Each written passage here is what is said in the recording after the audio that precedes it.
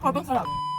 Ngayong araw nga pala mga kaprobinsyano ay araw ng Sabado, kaya maaga tayong napadpad dito sa aming palengke. Alam nyo naman na sa ganitong araw lang tayo nakakabili ng mga fresh na katay na baka at kambing. Ito kasi ng aking boss commander ay nagke-crave na naman sa isang ulam na favorite niyang hanapin sa mga handaan. Kaya binili ko na agad yung mga gagamiting sangkap. Kaya pagdating ko ng bahay ay agad-agad ko nang ihinanda itong ating lulutuing ulam. Bali ang binili nga pala nating parte ng karne ng baka ay yung tinatawag nilang tenderloin o yung lomo. Ito kasi yung pinakamalambot na part pagdating sa karne ng baka. Dahil ang lulutuin kasi natin ngayong araw, walang iba kung hindi beef with broccoli. Tapos inalis ko na nga rin pala dyan yung mga taba. At ito kasi yung literal na kolesterol pagdating sa baka. Pagkatapos ko nga ma-slice ng medyo maninipis at kasarapang suka, hinugasan ko na rin kaagad. Saka ko lang pinatiktik sandali. At ito kasi ay imamarinate pa natin. Bali tinimplahan ko nga lang pala yan mga kaprobinsyano ng pamintang durog, toyo at oyster sauce. Kaunting mekos-mekos at saka natin ito ibababad ng mga nasa 1 oras. Pero kung nagmamadali naman kayo kahit 30 minutos eh okay na. Simple nga lang din yung mga sangkap nito mga kaprobinsyano. Medyo dadagdagan lang natin sa bawang at sibuyas. Kaso nga lang ay pinaiiyak ako ng sibuyas nating ginagaya. Naalala ko tuloy yung bugtong na pinahula sa akin nung araw. Ano daw ba yung pinatay mo na pinaiyak ka pa? Eh tagal ko ang iniisip kung ano ang sagot doon mga kaprobinsyano eh sibuyas lang pala. Talaga nga namang pagkabugtong ay mapapaisip ka. Ito at nahiwa-hiwa na nga natin itong ating broccoli. Medyo maliit nga lang pala yung nabili natin mga kaprobinsyano. At may kamahalan kasi yung ganitong klaseng gulay. Tapos nagsalang na nga ako ng tubig mga kaprobinsyano. At ito kasing broccoli ay ilalaga muna natin ng half cook. Aba, itong aking boss commander kagigising lang. Akala mo Disney princess. Bali hinintay ko nga lang palang kumulo ng maganda itong aking tubig na isinalang. Saka natin itinalbog itong ating mga hiniwang broccoli. Bali 2 minuto ko nga lang palang isinalang yan. Saka ko rin ninahon agad para kahit papaano eh medyo malutong pa. Ngayon naman ay isa lang naman natin itong ating kawali. Kaya nga pala dinagdagan natin yung hiniwa nating bawang kanina para makapagtabi tayo ng gagamitin nating toppings mamaya. Tapos nung maigisa ko na ng mabuti yung bawang at sibuyas, ito at nilagay ko na nga rin yung binabad nating karne ng baka. Sasangkot lang natin ito ng mabuti mga kaprobinsyano. At kung mapapansin nyo nga ay nagkaroon ito ng sabaw. Dahil ito sa pagkakamarinate natin kanina, naglagay na nga rin pala tayo ng pampalinamnam na beef cubes at kaunting magic seasoning. Takpan lang natin at hayaan natin kumulo ng maganda. Alam nyo ba mga kaprobinsyano, itong aking boss commander, pagdating sa mga handaan eh ito ang kanyang unang-unang hinahanap. Hindi nga raw niya malaman kung bakit ito raw ang laging umaagaw ng kanyang pansin. Kaso dahil nga catering, takal lang yung binibigay sa kanya. Kaya sabi ko nga sa kanya, huwag siya mag-alala at lulutuan ko siya. Kahit makailang ulit kakako walang problema. Nung malambot na nga itong karne ng baka, ito at naglagay ako ng kaunting suka, 1 kutsarang asukal, at yung nilusaw kong cornstarch sa 1 basong tubig. Ang gusto kong luto sana dito mga kaprobinsyano, yung stir fry lang, yung tuyot na nagmamantika. Kaya nga lang, ang request naman sa akin ni Boss Commander, yung meron daw malapot na sauce. Kaya eto, sinunod ko na lang. Pagka ganyan na nga ang datingan, itikman muna natin.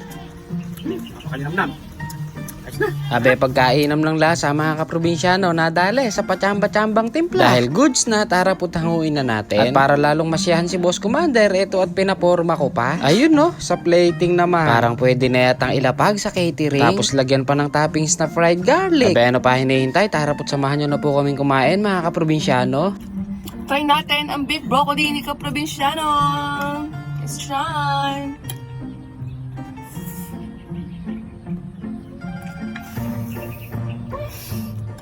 Sarap! Sobrang sarap. Bago na magka-catering. Order na po kayo. Charis! Kain na po tayo!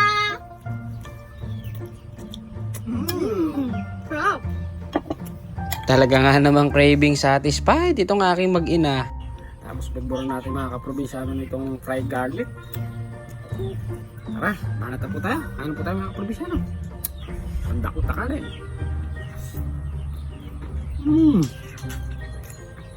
Sarap! Solid! O paano ba yan mga kaprobinsyano? Dating gawin. Kung nagustuhan nyo naman po yung ating luto serye ngayon, baka naman konting lambing lang. Hanggang sa muli, maraming salamat po. Bye!